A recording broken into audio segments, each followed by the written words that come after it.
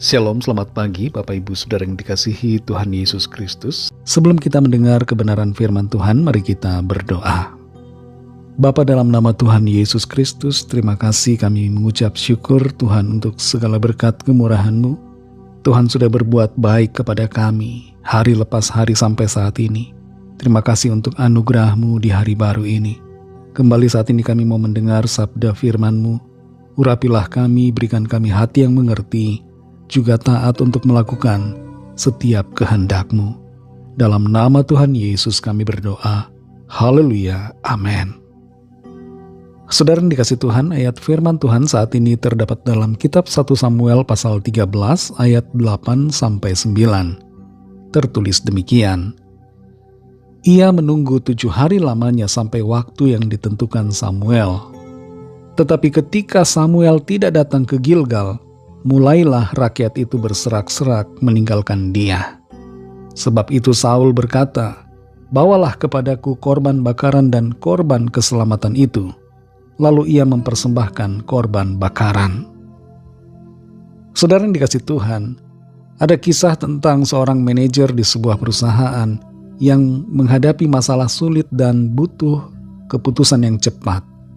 Tapi manajer ini menantikan arahan dari direkturnya. Atasannya itu sudah menelponnya untuk menunggu, meskipun sang manajer sudah punya pemikiran sendiri. Setelah sekian lama menunggu, akhirnya sang direktur menelpon dan memberikan arahan untuk melakukan sesuatu yang berbeda dari pemikirannya. Untunglah manajer ini menunggu. Kalau tidak, maka keputusan yang ia ambil berdasarkan pemikirannya itu akan menjadi masalah pada karirnya. Seringkali kita tidak sabar dalam menunggu karena menghadapi tekanan dari situasi yang ada. Akibatnya kita cepat-cepat mengambil keputusan tanpa pertimbangan yang matang. Bahkan kita tidak meminta arahan dari Tuhan. Sangat perlu untuk kita belajar menunggu dalam berbagai keadaan. Dalam 1 Samuel 13 ayat 8-9 ini, Saul tadinya menunggu kehadiran Samuel. Selama 7 hari dia sudah menunggu. Dan Samuel tidak datang-datang. Pada saat itu, Saul mengambil keputusan sendiri. Dia mempersembahkan korban bakaran dan korban keselamatan yang seharusnya dikerjakan oleh seorang imam. Di saat Saul telah mempersembahkan korban, Samuel datang. Dan Samuel berkata kepada Saul, "Apa yang telah kamu perbuat?" Saul memberikan alasan bahwa rakyat sudah berserak-serak meninggalkan dia. Dan orang Filistin sudah berkumpul untuk berperang. Samuel berkata kepada Raja Saul, "Perbuatanmu itu bodoh. Engkau tidak mengikuti perintah Tuhan Allahmu yang diperintahkannya kepadamu. Sebab sedianya Tuhan mengokohkan kerajaanmu atas orang Israel untuk selama-lamanya." Apa yang dilakukan Saul adalah sebuah kesalahan. Dia gagal di tengah tekanan situasi.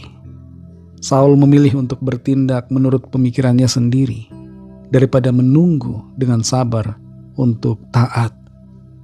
Tindakan Saul mempersembahkan korban adalah upayanya untuk memperbaiki situasi dengan caranya sendiri.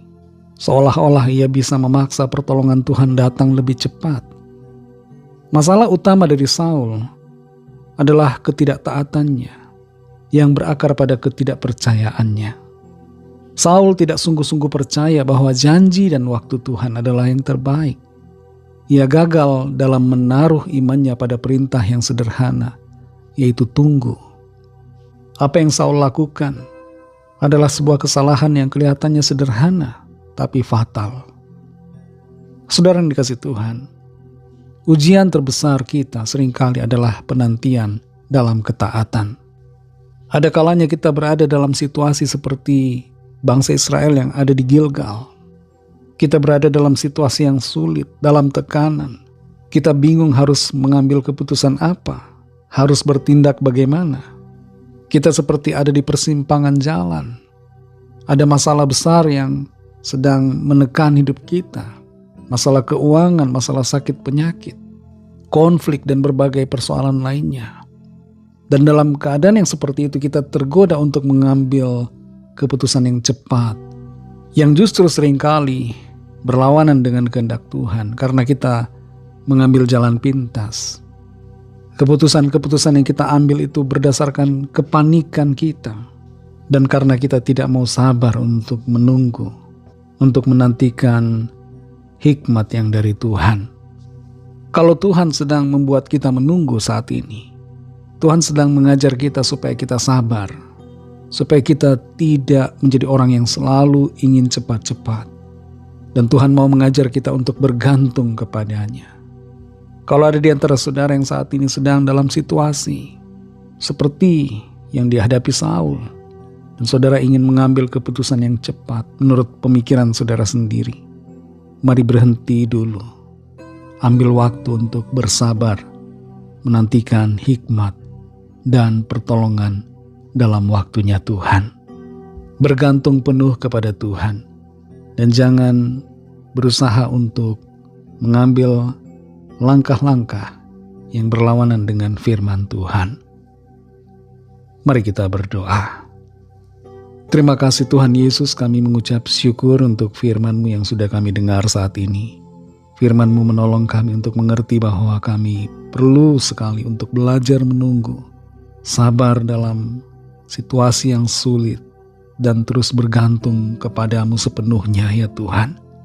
Berikan kami hikmat-Mu ya Tuhan, untuk kami mengerti apa yang harus kami lakukan, dan bersabar menantikan karya pertolongan Tuhan. Berkati kami di sepanjang hari ini dalam segala tugas aktivitas kami. Pimpin kami ya Bapa agar kami berhasil dan berkemenangan dan hidup kami senantiasa memuliakan nama Tuhan. Kami berdoa membawa setiap pergumulan kami masing-masing, setiap permohonan doa yang disampaikan. Lawatlah ya Tuhan dan nyatakan kuasa, pertolongan dan mujizat-Mu bagi setiap kami. Kami percaya kami alami mujizat, kami alami pertolongan Tuhan. Kami serahkan semua ke dalam tangan kasih-Mu. Dalam nama-Mu yang kudus, nama Tuhan Yesus Kristus, Tuhan dan Juru Selamat kami sudah berdoa dan mengucap syukur. Haleluya. Amin.